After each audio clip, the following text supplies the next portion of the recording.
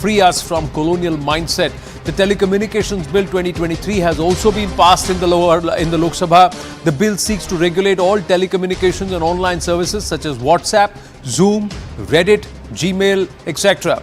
Now, meanwhile, Bharat has also witnessed an exceptional surge in Unified Payments Interface or UPI transactions, reaching a staggering 8,572 crore by the 11th of December 2023.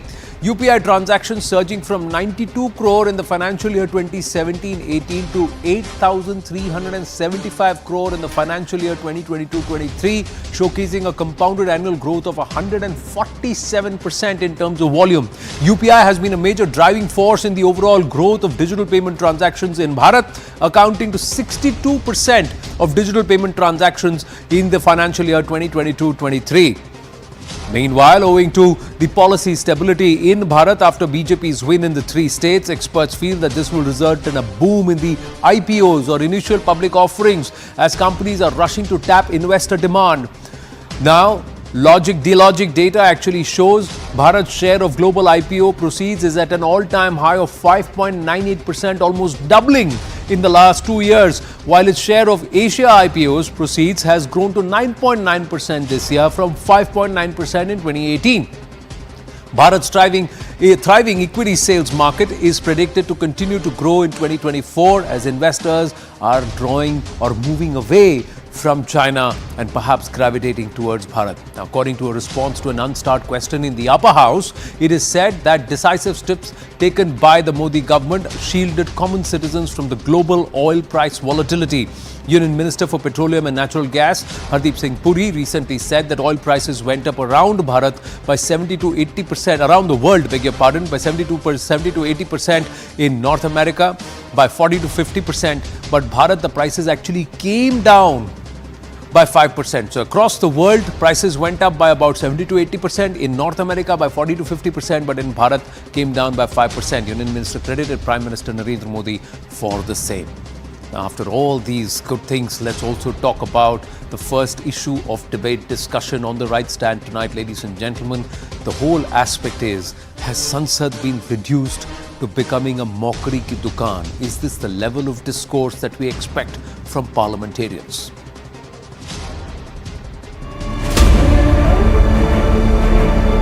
The House will meet at 2 p.m. today.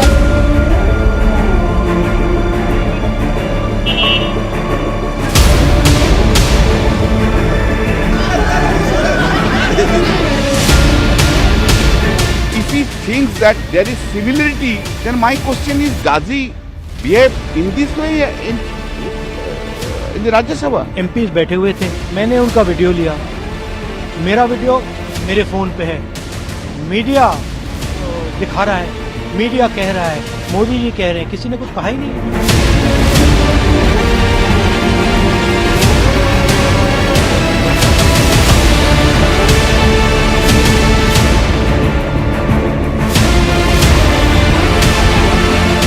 पहली बार इस level तक जा रहा है कि इसका हद ही नहीं है sir.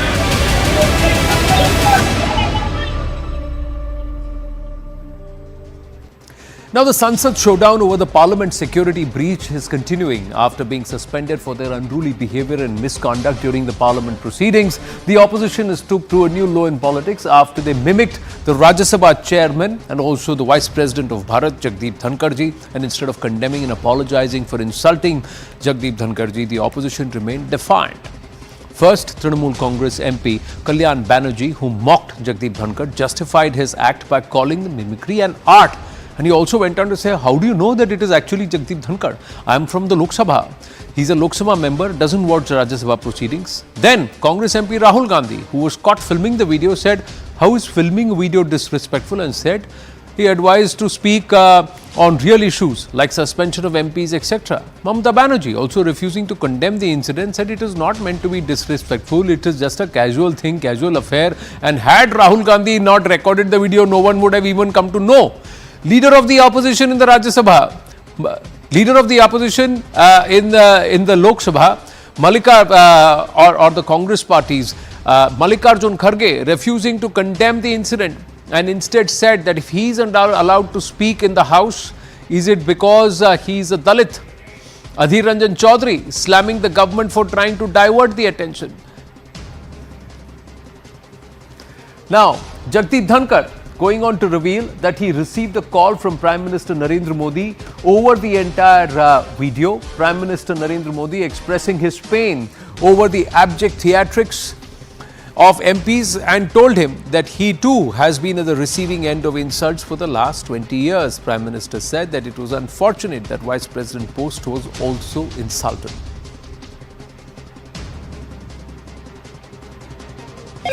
Hello, Motto. Ladies and gentlemen, is this sanskar breach in Sansad nothing but a mockery ki dukaan?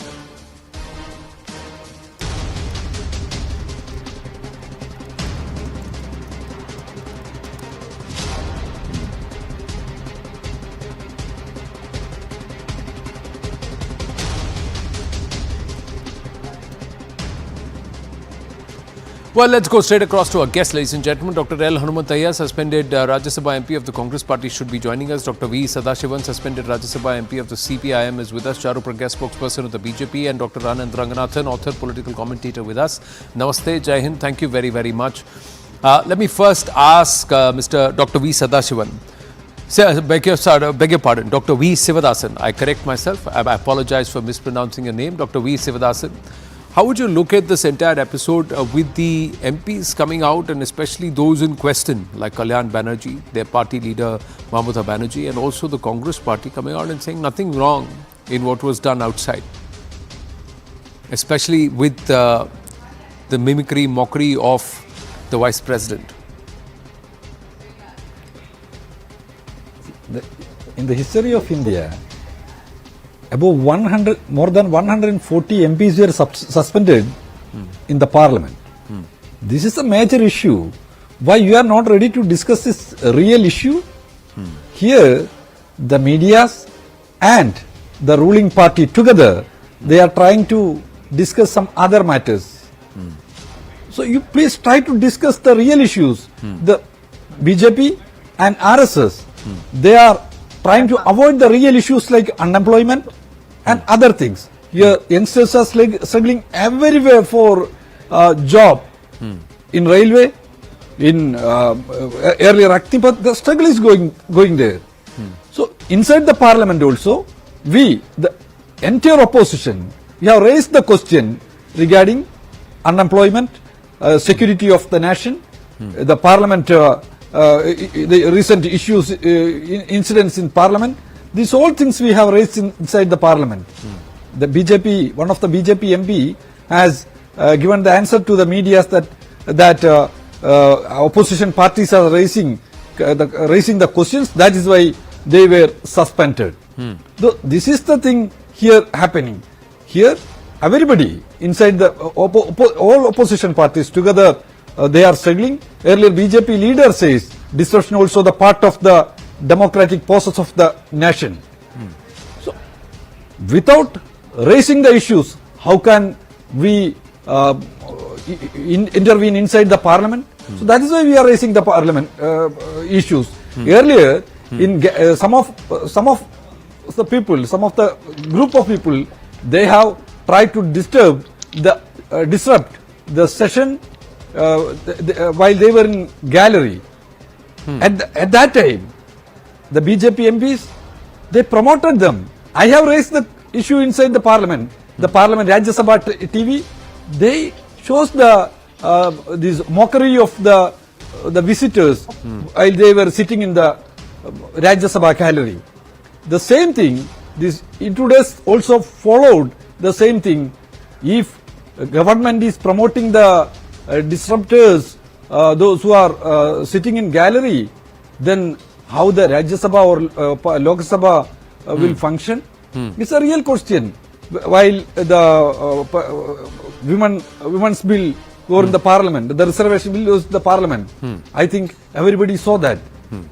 Some of the persons, those who are facilitated by the BJP MPs, they sat inside the gallery and they made the slogan. They chant Modi, Modi, Modi. It is a is it a good model? So we are very clearly mentioning to the treasury bench, the opposition is raising the real issue of the people, so you can address the issue. Prime Minister and the Home Minister, they are making the statement outside the Parliament.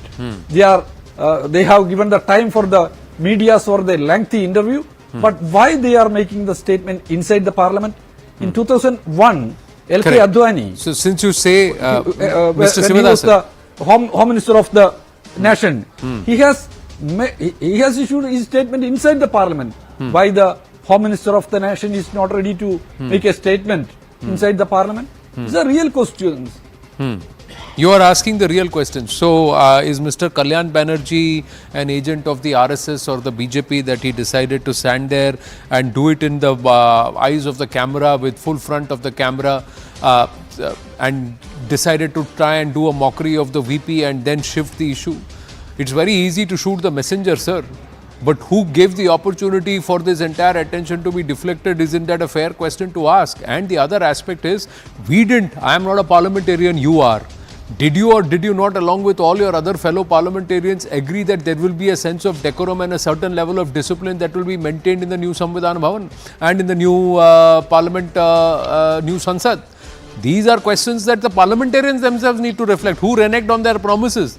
These are questions that have been asked. But Charu Pragya, if the Prime Minister of the country, the Home Minister of the country can sit outside and make statements in the media, why haven't they said anything in Parliament? And that the opposition is raising the real issues, the government is not allowing them. Those who are raising real issues are being suspended. Good evening, Anand. Yes, that is The correct. problem with the opposition is they have this misguided sense of righteousness. They don't understand that under the guise of the so-called raising of issues, they don't want to discuss any issues. In fact, session after session after session, they do their best to disrupt the parliament. They do their best to make sure that parliament cannot function as intended. They stage walkouts, they have these protests, and even this time, this entire doing is entirely of their own doing. What happened with the disrespect that was given to our Honorable Vice President is beyond terrible. I have no words to even condemn it. And it was not just condemnation which was directed at a person. It was condemnation and mimicry which was directed at, something as simple as his posture, something as delicate as the community he belongs to, the Jat community. He was being made fun of and mimicked for things which are atrocious. And what were the other MPs doing? They were sitting there and applauding, and Rahul Gandhi was standing there and gleefully filming this. And what happens afterwards? Instead of offering an apology, they are saying that they did nothing wrong. Is that how the Honorable Vice President of this country is going to be treated by the members of the Indian opposition? Is that the kind of precedent they want to set? And is this the kind of politics they stand for? Because it's not merely the Jats that they have insulted this time. They have a habit of doing this repeatedly. Tribals were insulted by very insensitive statements when President Murmu took to office. There's been a north-south divide which is being created by the opposition. North Indians have been repeatedly insulted. OBCs have been insulted. The entire Modi community has been insulted. They have a habit of saying things callously and then pretending But as Charu if they Pragya can... ji, you would also admit that that the BJP MPs, your party MPs also have a habit of shooting off their mouths. What was said to Danish Ali, all that was said and the kind of behavior that was on display. Your former partner today, within the India alliance itself, there is a lot of shooting of the mouth between Nitish Kumar and what he said to a DMK MP about language barriers. So I'm just saying, overall parliamentary discourse, has it now becoming about who mocks the other one better, who insults the other one better? Is that the competition that we are seeing now? No, not at all. First of all, I will never defend anything that was wrong. And the said parliamentarian not only offered an apology, but offered it unconditionally. And we did not defend him. We call a spade a spade. Can the opposition do that? Instead of defending everything that happened, can the TMC and the Congress take responsibility for the hurtful statements? Can they retract that? I am a Jat. I'm a granddaughter of a farmer. The way mockery was made, it felt as if it was directed towards me. Correct, but it is actually two Brahmins, one Janeu Udhari and one a Banerjee, who were standing there while there were other SC, ST and OBC leaders and also a Jat sitting there in that entire group. If you want to break down the MPs who are sitting there on caste basis, there is a counter argument to all that is being said. They allowed it to happen. It's incredible they allowed it to happen. I cannot imagine they are representatives of the people of this country. So did all of them know it in their actions as their caste representations, or did they do it because they wanted to, out of spite, because they wanted to see how proceedings are going on and they wanted to recreate that? Nobody is justifying Mr. Kalyan Banerjee's behavior. No, the Vice President himself has said, you say whatever you want to say about me, but why are you insulting the chair? Mr. Hanumantaya is with us. Mr. Hanumantaya, Namaste sir, Jai Hind. Yes. Now, is this what Namaste, Sansad? Is this what Sansad and perhaps Sanskar in Parliament has now become? That it will now become a mockery ki dukaan? Everybody will mock each other and compete at who mocks the other better? No, I have clarified this yesterday itself. That when such big parliamentarians have been suspended by the parliament authorities, the chairman and the speaker. The problem is very simple, that they wanted to have a mock parliament outside the parliament. They were doing it.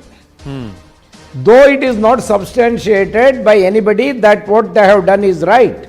In a democracy of this worldwide biggest democracy, we have all the MPs have got lot of respect to the chair, respect to the parliament, respect to the constitution. Once all of them have been suspended indiscriminately, they came out of the parliament, they conducted a mock parliament. In that, it is not that they wanted to insert the chair or insert the Vice President of India, and that has been taken to the extreme steps of his caste, his village, his profession. It is not correct according to me.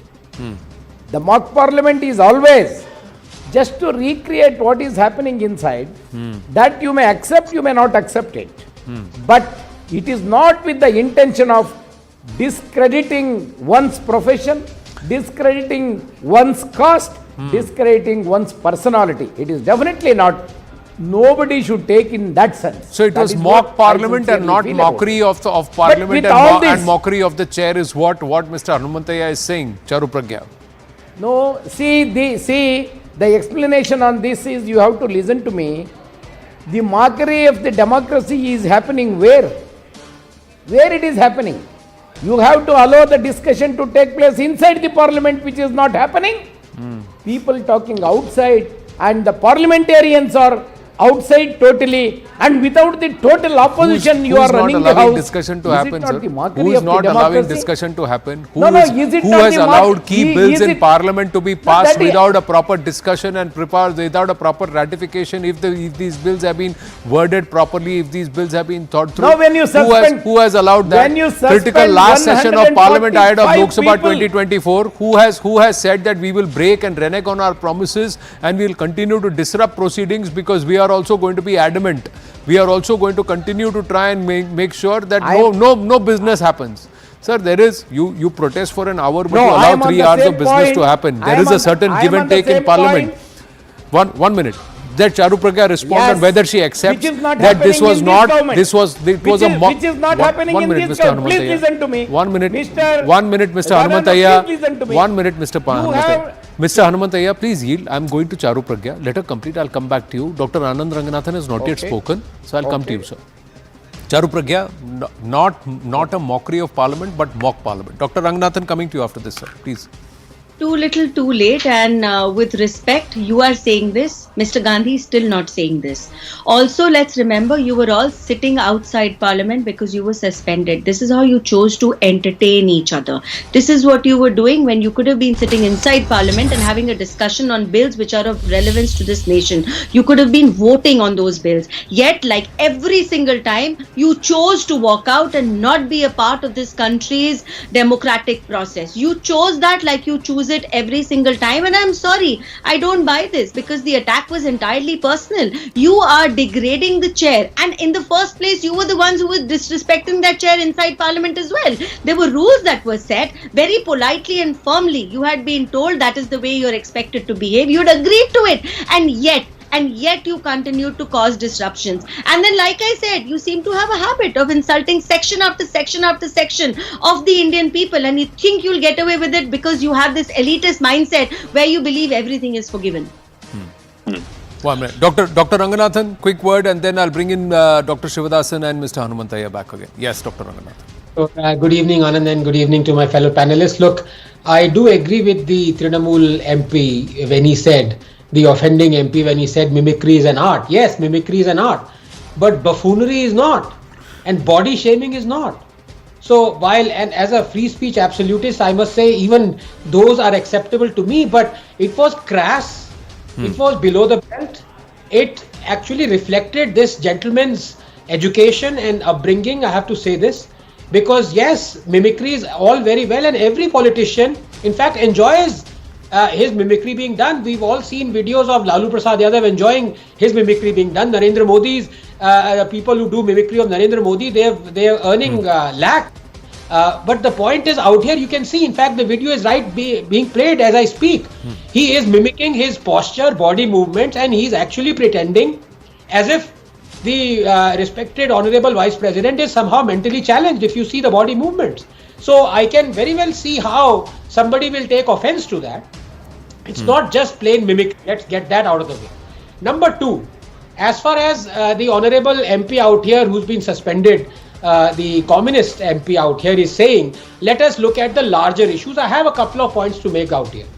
He talks about, why are we talking about mimicry? Why not about 140 MPs suspended? Well, they have been suspended because they violated the decorum of the House. Now, on 21st November 2019, Kerala Assembly, where the Kerala government is the communist government, this MP's government, they suspended 4 Congress MPs for exactly this. Rushing to the well, they leapt on to the speaker's chair and started vandalizing. So, does he mean to say that the government and the speaker out there were wrong for suspending those Congress MLAs from Kerala Assembly? Of course he would say no. They acted judiciously and they acted right. This is the problem, selectivity. When these guys do it, then it is they are maintaining decorum. When they break decorum, then it is, oh my God, we are unreasonably being suspended. The fact of the matter is, very simple question, Anand, through you I want to ask him. Let us say a man who is seeking justice from the Honorable Supreme Court has approached that court for a date 3 times, 4 times, 5 times, but he has not been heard. In response, irate, he barges into the court, leaps on to the place where the Chief Justice is sitting and threatens him, tears off papers and throws on his face with placards. What do you think the Chief Justice or the Supreme Court should do? This is the basic question. Have we accepted the fact that from here on there will be no rules in the Parliament? If yes, then it's a free-for-all, it's a jungle raj, then accept it, like what happened in Kerala Assembly. But if not, then rules exist, you cannot flout them. Dr. Shivadasan, please respond. Yes, here he's trying to compare the Kerala Assembly and Parliament. Kerala Assembly, they followed the rule, and the Kerala Assembly, they are discussing the issues, lot of issues, democratically they are discussing. Here, what has happened, because of the biggest incident, because of the biggest incident, inside the Parliament, some of the persons, they intruded and they used the smoke bomb, and entire nation was discussed the issue.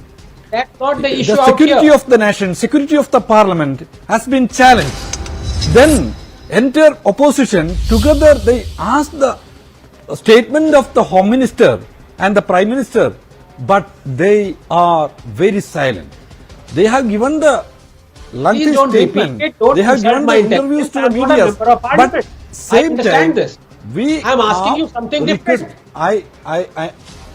The Kerala speaker suspended 4 Congress MLAs. So here, No, no, I am not, and I am not intervened. I am not intervened to you. When you were spoken, I did not intervene.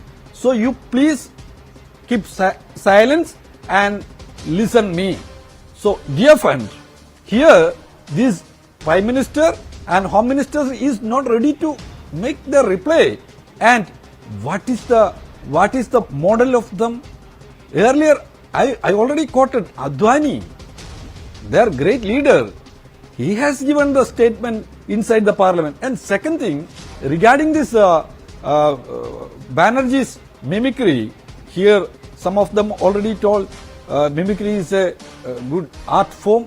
Earlier, you remember, Jawaharlal Nehru asked Shankar, the great cartoonist, Jawaharlal Nehru banned don't spare me. This is a culture of the culture of our nation. The criticism, the criticism. Don't just read the leftist historians. Why you are disrupting the same BJP style you are following inside the.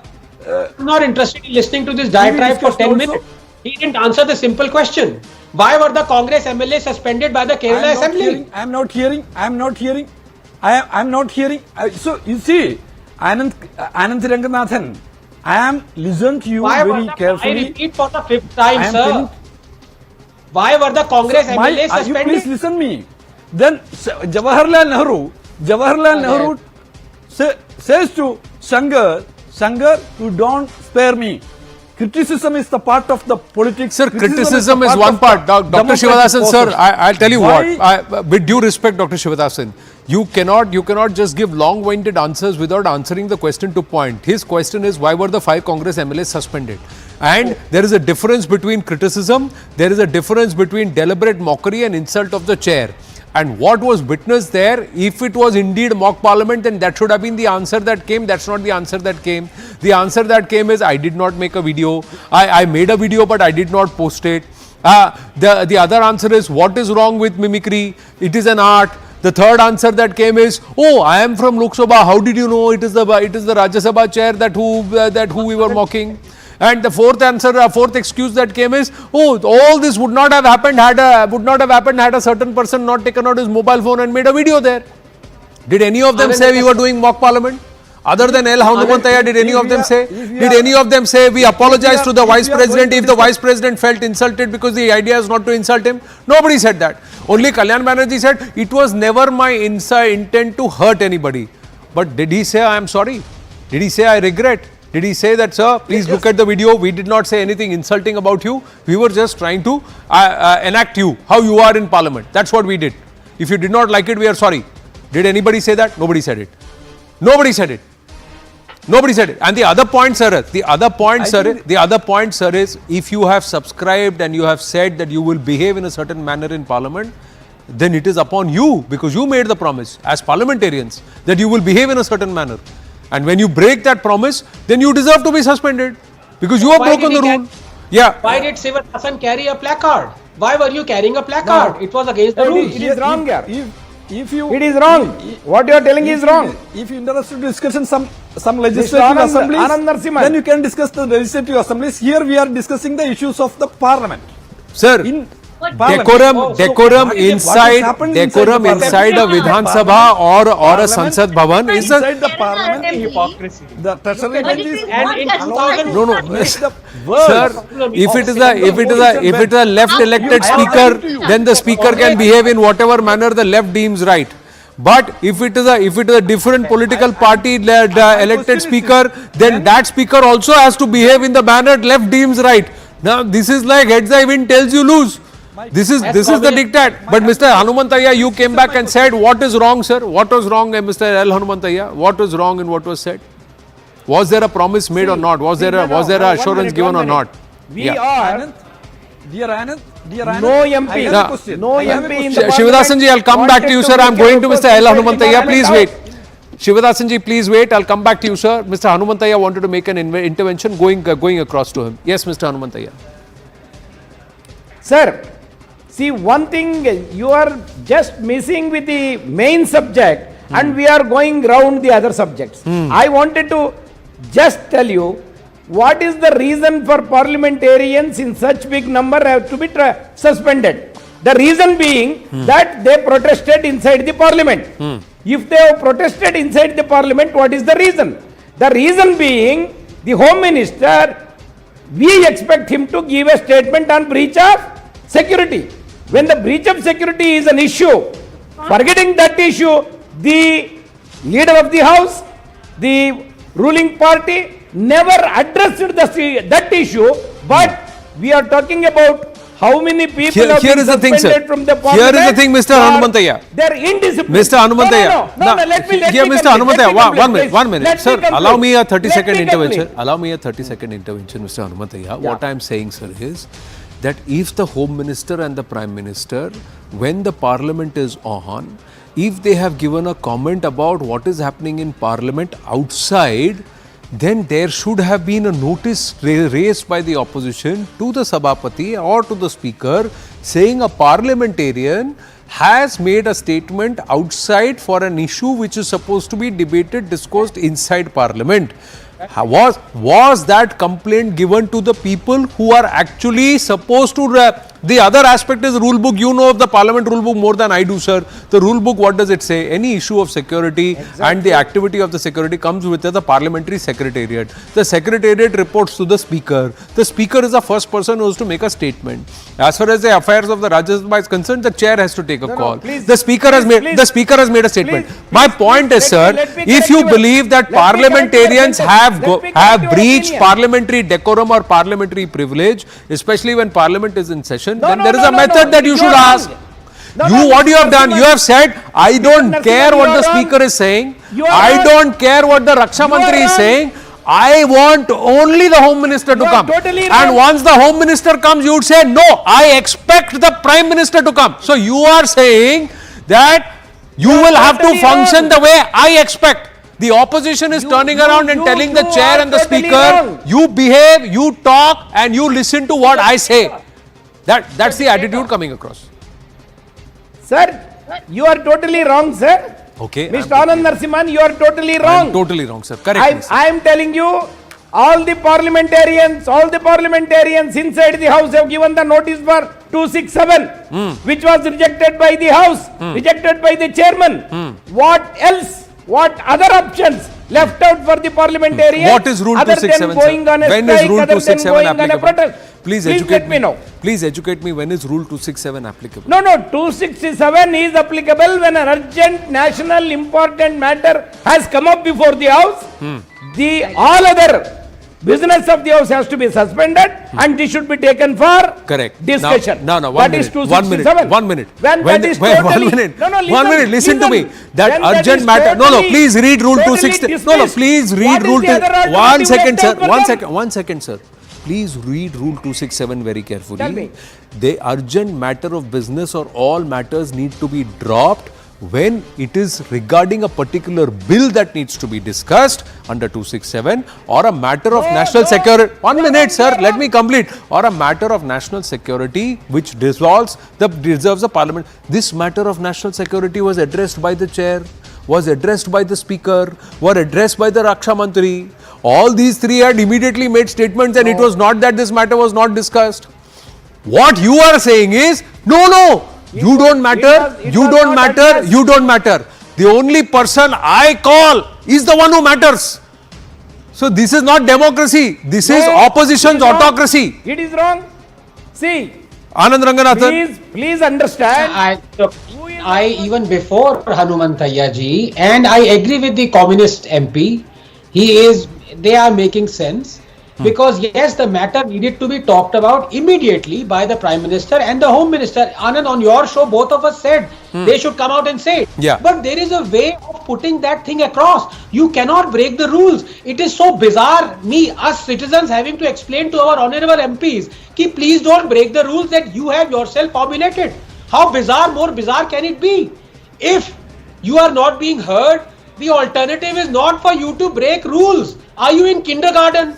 Do I have to teach you this? Am I not being comprehensive enough? Have I not told you something that is in plain language? What more needs to be done? And not just that, sir. The issue was always breach of Parliament security. The issue has been digressed because of the actions of Mr. Kalyan Banerjee and some of the other MPs who were sitting outside. They did what they did. Had they not done what they done, we would have continued to speak about the parliamentary breach and the aspects of it and the investigation about it. The point is that this has been done. Why was this done? We didn't ask anybody to do it. They did it. Why did they do it? Who shot themselves in the foot and allowed the issue to be digressed or allowed the government a chance to get away? Please reflect on that yourself, sir, as parliamentarians. I thank you all. I have to wind up, have to move on quickly to another matter. Thank you very much to all our guests. Ladies and gentlemen, nearly 6 to 8 months after a month after the United States alleged the Indian officials' role in the Pannun assassination plot, and about 7 months since the issue of Hardeep Nijjar with Canada, Prime Minister Narendra Modi for the first time has responded to the allegations. In an interview to the Financial Times, that's a financial daily, Prime Minister Narendra Modi said that he will look into any evidence given by US officials. PM has also highlighted that a few incidents like these will not derail US-India ties. Not just that, the PM has also flagged the activities of extremist groups based overseas. So what is the message the Prime Minister has given? Very clearly. One, and I think this is the biggest message to a US daily and to the message to the constituency there, that there are elements, extremist elements, engaged in intimidation, inciting violence. Deeply concerned about anti-India activities abroad. This is the second message that's gone out. Third, propaganda spewed under the guise of freedom of expression. Freedom of expression is being misused to incite violence. And counter-terrorism cooperation is a key component. So if you want counter-terrorism cooperation, and this is something which is a key component between the two nations, then act on the intelligence supplied and evidence supplied. Agreement on all matters, not a prerequisite for collaboration. This was with respect to the Russia aspect and the proximity with Russia.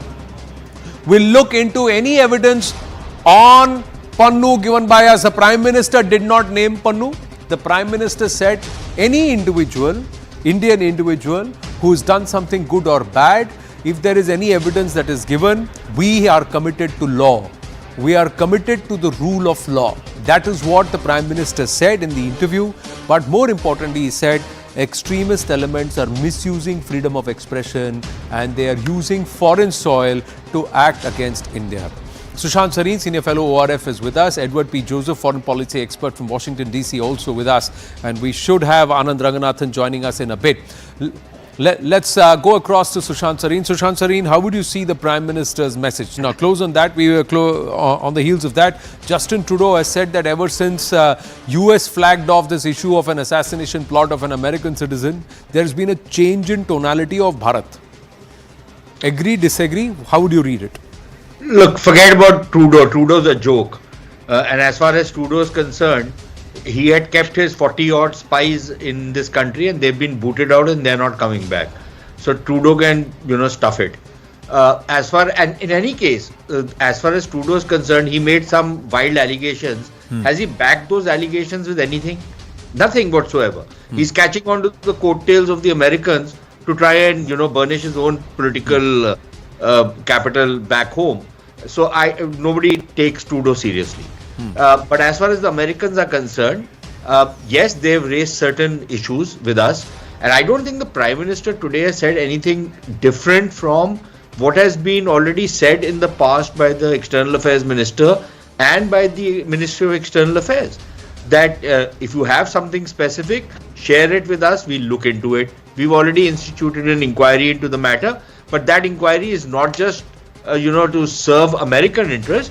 That inquiry is to go into, a range of issues which are attached to this particular issue, which includes this nexus between narcotics, gun running, and these terror groups which are operating.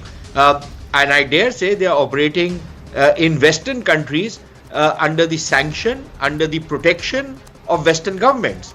Now, these governments at one level, they want to have very close security and strategic relations with India. At another level, they undermine Indian security by pandering to, and in fact, there are reasons to believe among Indian security personnel, intelligence personnel also, that many of these guys are actually in the pay of many of the Western intelligence agencies, Canada in particular.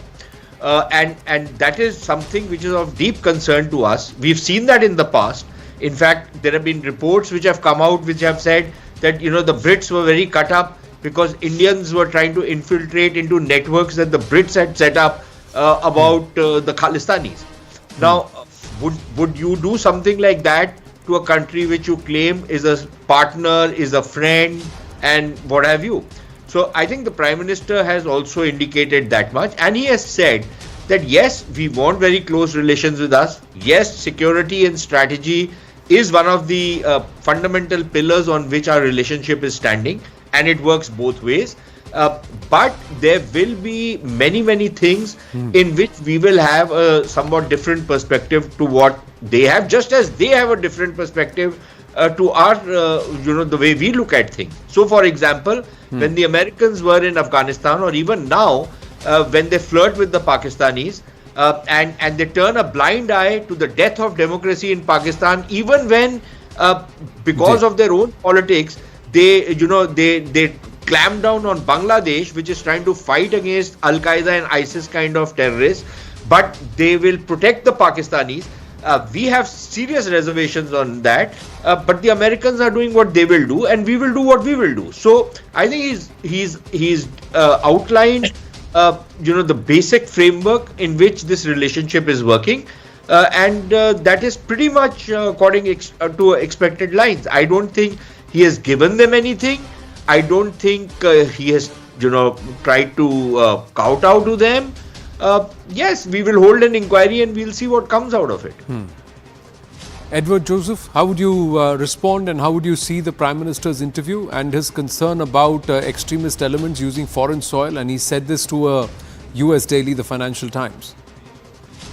Right. The Financial Times, of course, a very respected British publication, and I think I think there's very little to be said about this, because I think Prime Minister Modi was quite straightforward, and I think this is a quite positive interview and message from Prime Minister Modi, and I think it marks a turning point on this issue. And really, I would not want to belabor this very much. I think Prime Minister Modi was very clear. He made several very important and very clear points.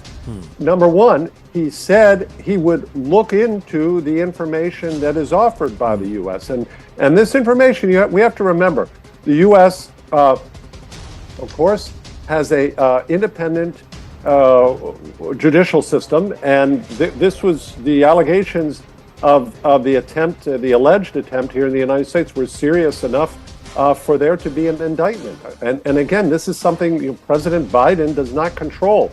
His State Department and his has nothing to do with this. This is internal matter. It's not even something that the Attorney General controls. This is the work of federal prosecutors acting independently on the evidence before them. And this is not something that they would just do lightly and frivolously. It's something that they, of course, would be mindful of the implications of. It's a very serious charge. So the fact that Prime Minister Modi said first that he would look into this is very positive. That's exactly what you expect of a responsible leader to do, and that's what Prime Minister Modi is saying. The second is he affirmed, as we just heard, that India is committed to rule of law. What more can you ask of a respected leader like Prime Minister Modi than to say that? That's exactly the right message. And of course, he stated that they will, that this was very important.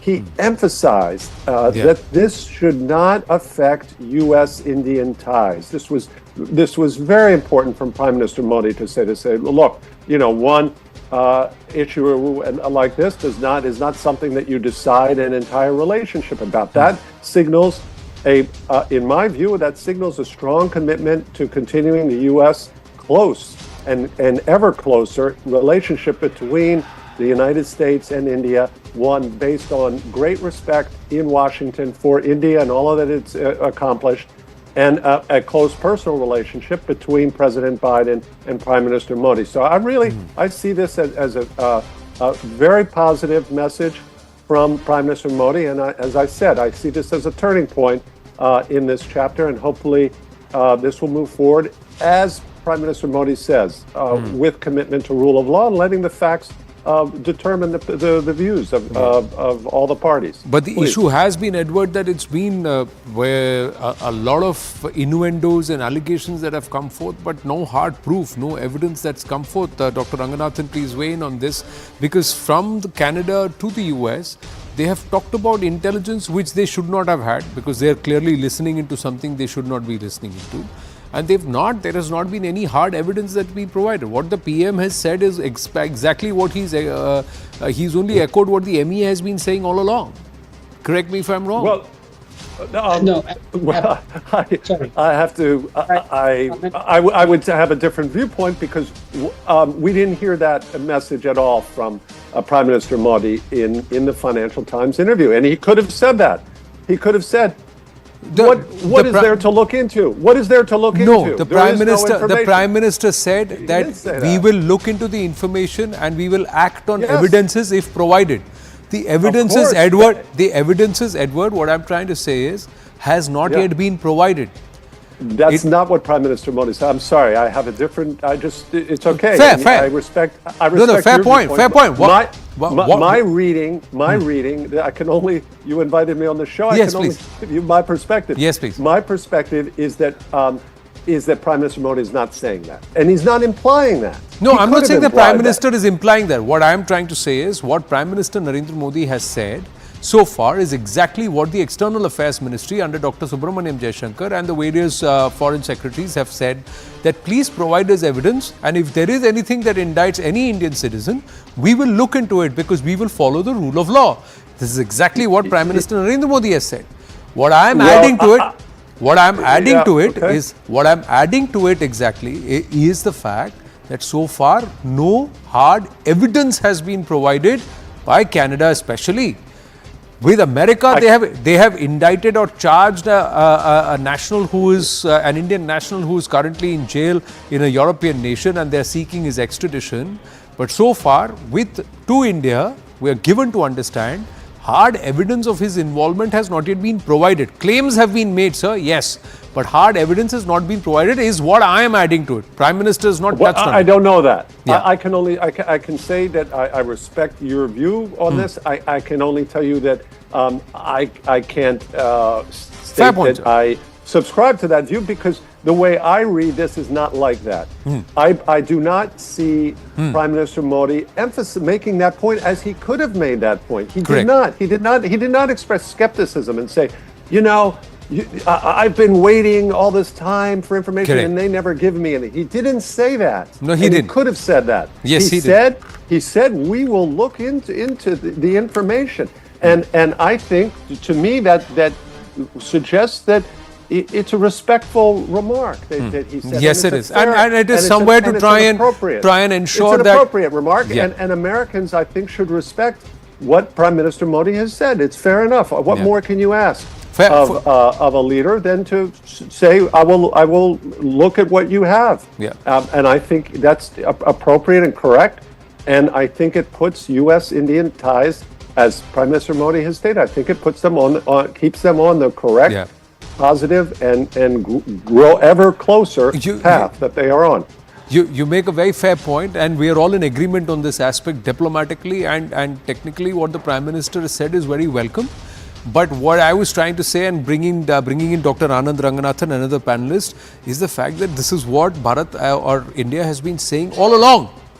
It's just that it's now come from the Prime Minister. No, absolutely, Anand. And let me put in a caveat first up. I'm speaking as a layman. You already have two experts, and I'm not a diplomat. Diplomacy, according to me, is the art of convincing a journalist that you're right. I want to make three very quick points. Number one of your panelists said that FT is a respectable news outlet. I'm sorry, it is as respectable as New York Times, which publishes all the news that is unfit to print. And FT over the last 10 years has been, perpetrating this vicious propaganda putting out Narendra Modi as a fascist, Hindu who's anti-Muslim, Islamophobic. So that's that. That's about the publication. About the whole area that we're discussing. 2 points here. Number one, we have to, as Sushant said correctly, we have to look after our interests. Canada did not look after our interests for the last 40 years. Going back to Kanishka bombing, where Trudeau's father was so unresponsive that it left everything on the courts that deliberated for 30 years before one of them was in fact even let free. So let's not wait for other countries to do it. We are now powerful enough. I speak as a layman. Did, for example, America extradite for us David Headley, the main perpetrator of 2611? It refused to do so as late as 2020. So other nations are not going to look after our interests. And what is this doublespeak and hypocrisy again? America can legitimately go and kill the terrorists and the people it wants to in other countries, starting with Osama bin Laden, Al-Zawahiri and tens of others, and we can't. So I think it works well. I think Mr. Joseph is absolutely right. Modi has acted very responsibly in not saying that, oh, there is no evidence. There is, say, let's look at the evidence. And of course, it is India's right to reject whatever is given, because honestly, of what little I have read about the whole thing, it looks like a C-grade Netflix series about what the whole situation that US and CIA has made out to be. So in the end, if indeed it works out, because let me put it very simply, this guy, Pannun, wanted to blow up an airline. In America, he should have been declared a terrorist. If he was somebody else who said, I wanted to blow Pan Am or something like that, would he not be declared a terrorist? So I think it is legitimate for India to go after such terrorists. The fact is that it is an American citizen who's making these statements against Bharat, and he's peddling under the garb of freedom of expression the entire secession of our country. He's actually advocating for secession of Bharat as an American citizen, challenging outrightly the sovereignty of a democratic nation. So how does that become freedom of expression under American law is one question. Secondly, that this individual and his entity have been banned, have been already declared officially proscribed as a terrorist by Bharat. We as a nation have done it already, and not much has been done about it so far. Gentlemen, I've run out of time, so we got to. One sentence. Yeah, all right. Sir, 30 seconds. I'll push this. Yeah. Yes, Sushant. Just the last point which you raised, here is the problem.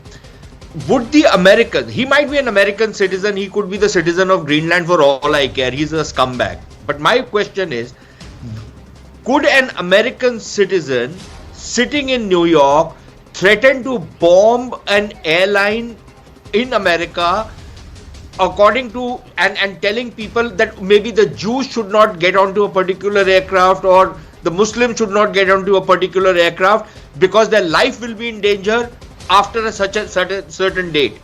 Would the American FBI, would the American law establishment allow this guy to go scot-free and continue to spouting the nonsense he does? If they have let him go scot-free, then clearly he is their agent. Clearly that is why they are trying to protect him. Otherwise they would have put anybody in the clangor for making such a statement. But the point, yes, yeah. You see, he also made a threat that on the anniversary of the 2001 parliamentary attack, Indian parliament will be bombed. And in fact, it was with a smoke bomb.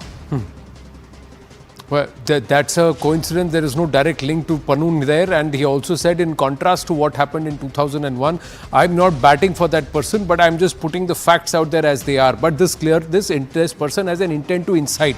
He's now named the National Security Advisor, the Foreign Minister and the Prime Minister in another diatribe. And the intent is secessionist. The intent is to challenge the sovereignty of our country sitting on American soil, and should that not be taken seriously. Thank you very much to all our panelists. We're going to take a very short break. We swing the attention back closer home when we come back, ladies and gentlemen, and it is about the situation in the state of Tamil Nadu. The flood situation worsening. News 18 is on ground zero. We'll get you some of the reports when we come back. Stay with us. Hello, Moto.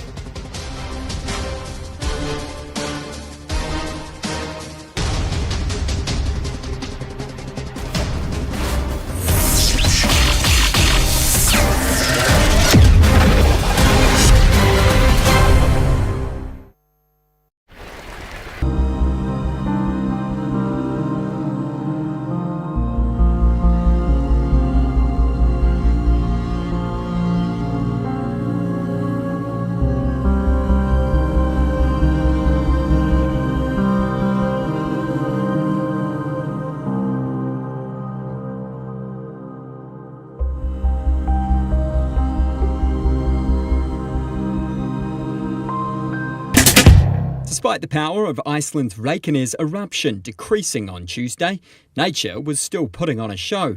The 2.5 mile long fissure continuing to spew lava up to 330 feet into the air. The evacuated town of Grindavik lies under 2 miles away, but volcanologist Dave McGarvey told Reuters the lava flow should avoid the area. At the moment, it's not, one can't be certain where the lava is going to flow, but it looks like it will go more towards the north and west and perhaps the south and east. And those are good directions for the town of Grindavik. Recent inactivity had raised hopes the 4,000 residents might return home.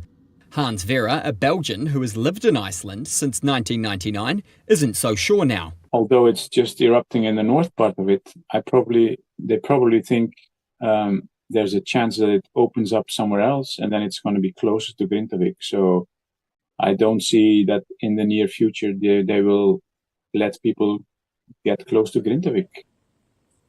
So we are back in the waiting game. This Icelandic Coast Guard flight over the ripped landscape just hours after it burst the Earth's surface shows lava fountains sending magma and smoke hundreds of feet into the air. Officials worry gas pollution could spread to the capital Reykjavik late on Tuesday evening or Wednesday morning. So it's very early days yet, but I think over the next 2 or 3 days, things will become much clearer. In 2010, ash clouds from eruptions at the Eyjafjallajökull volcano in the south of Iceland spread over large parts of Europe, grounding tens of thousands of flights in Europe and beyond. But experts say this time limited ash is being released, quelling fears of a repeat, with no disruption so far. These tourists already making the most of the new natural wonder. It's a once in a lifetime for us, so we don't want to miss that. Scientists say seismic activity could continue for several months.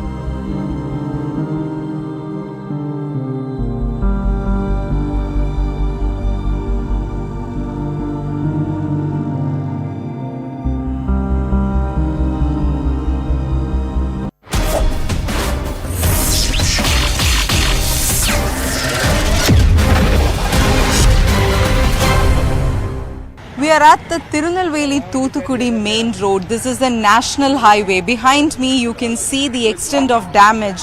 This entire road has been damaged and washed away in the heavy rains. From Sunday night to Monday morning, that is when this damage had happened. There are many villages on both sides of this road. They were all stuck in these areas, unable to get out.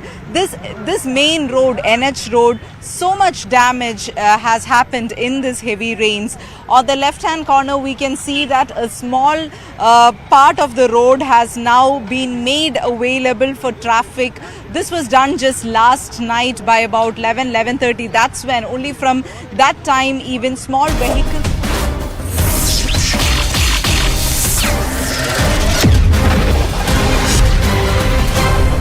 Co-presented by